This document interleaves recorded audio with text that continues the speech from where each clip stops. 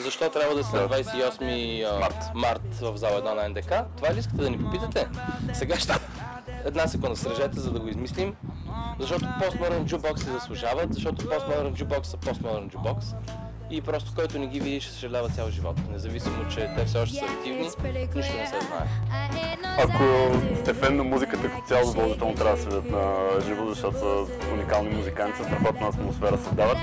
И наистина е едно парти всеки тях концерт, така че са просто не са за изпускане.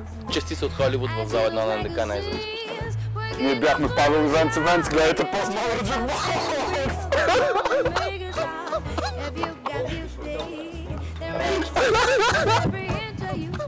Дали свършихме?